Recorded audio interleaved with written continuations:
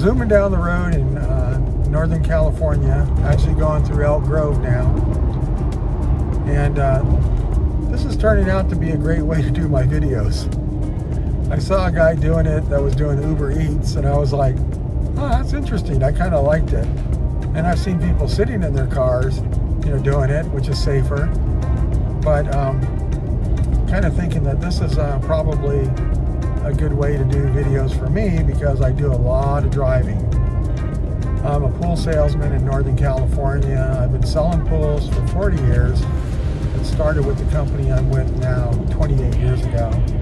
And I'm saying the same thing I tell everybody. I am not retiring. I have no desire to retire. My job is not that hard, because I've been doing it for so long.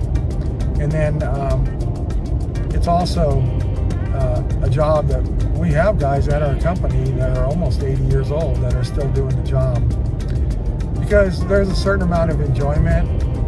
Once you sell a pool, it's kind of like a high. And so you get a little high from selling it, the endorphins, I guess. And when you get good at something, it kind of makes it easy to do. So I don't see myself retiring. Just sitting around the house is super, super boring to me. So when I get a lead, and right now they're real slim, I want to get in the mode, and I want to get started like showtime. Let's get started. It's showtime. So I wanted to talk to you a little bit about sales and just some things that I thought about. I used to listen to a lot of motivational stuff from Zig Ziglar and some of Brian Tracy and some of the other guys. And one of the things I wanted to talk about has to do with your problems. So everybody has problems, and some of us have more problems than other people. And some people love to talk about their problems. It's a big deal for them. Once you ask them, like, how are you doing? The first thing they do is start talking about their problems. So I want to talk about two things right now. So I'm going to talk really quick about how to gauge your audience. So number one, people don't want to hear about your problems. They have their own problems, so you start to go down that road. Sometimes you're sensitive enough that you can realize, yeah, they're not interested, they're not listening, they're not. I'm going to still say what I need to say, and whether they're interested or not. So you'll usually have less conversations because nobody will want to talk to you. And so I think it's good to gauge your audience.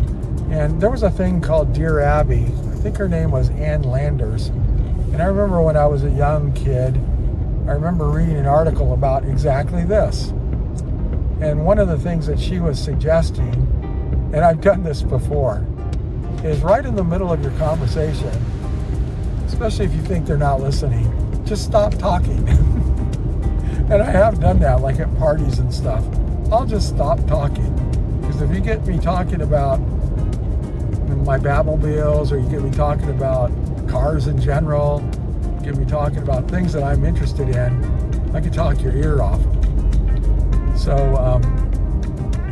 Ann Landers said, just stop what you're saying and see if they pick up on the conversation. If they don't, then you just don't continue with the conversation. And I've done that, with customers, clients, I've done that with friends, I've done that at parties with people I don't know.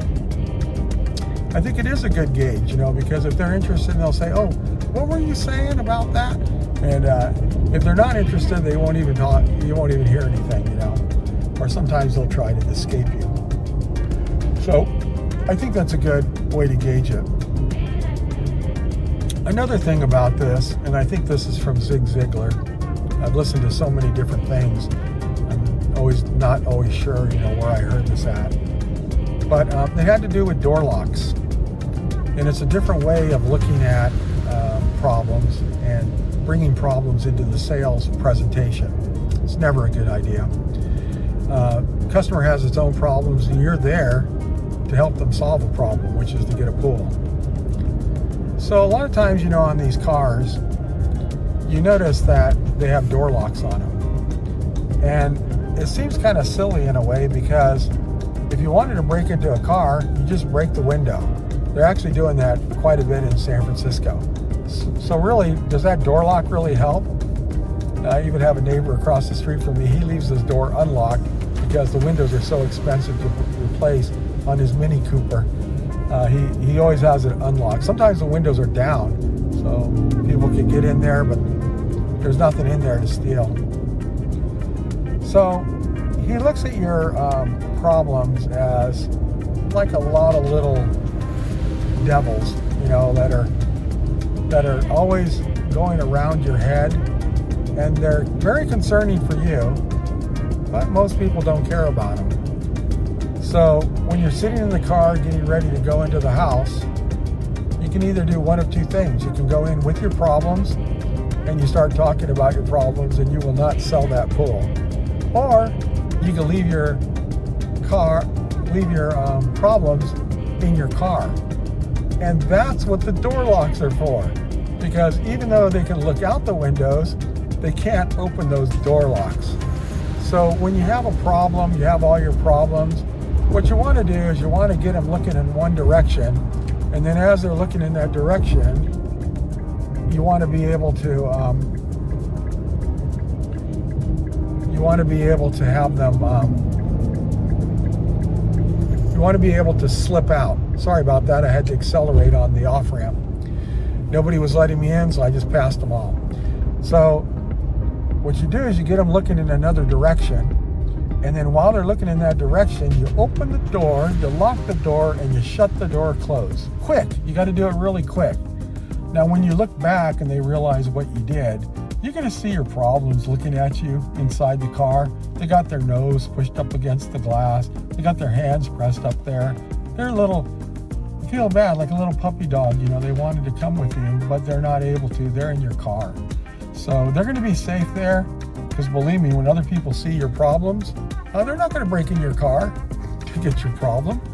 So that's the advantage of having door locks. That's why you have door locks on a car, is so that you can lock your problems inside there. Nobody will steal them. They will still be there when you're done with the presentation, but you don't want to bring them into the house. Nobody is interested in your problems or stealing your problems. They got their own problems. And so I always thought that was a great analogy, and I always try to keep that in my mind, because a lot of times something happens and you really feel like, I need to tell somebody. You do, but not your customers. Maybe instead, maybe you can tell YouTube, and you got people that are either watching, or maybe they're not watching, or maybe they're clicking off. But that's why I think it's great therapy, because I get a chance to just say what I want to say, and who knows, maybe at someday somebody will wade through all of these when I'm gone to heaven. They're going to wade through all of these videos to find out what Dave was really talking about. So remember, problems are something that nobody wants. Everybody has problems, and just keep your problems to yourself when you're in sales, because believe me, they're not gonna care. I mean, I remember there was a situation where there's a particular pool suite, and if you would to sell 10 of those, then the manufacturer would send you on a trip to Hawaii. Now this isn't like a great Hawaiian trip. This is like used to be called Pleasant Hawaiian, but it was pretty basic as you could get to get over to Hawaii and spend a week there. If you sold 10 more for a total of 20, you could actually take a friend or your wife or your girlfriend. But these are not the kind of trips my wife will want to go on. She would just tell me, I will pass on that one. So the manufacturer, set this up, and the motivation is that you sell 20 of them if you're going to take somebody with you.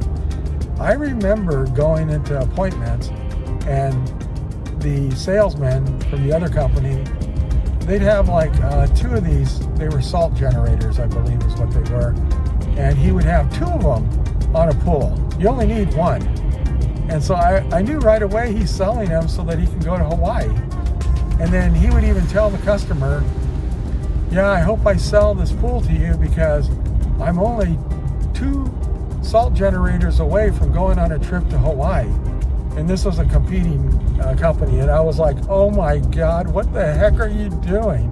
And nobody cares that they're going to pay $5,000 for 2 salt generators so you can go to Hawaii. Okay, they don't care about that. But that's some of the competition I used to run up against. And so, you know, nobody wants to hear your problems. Everybody has problems.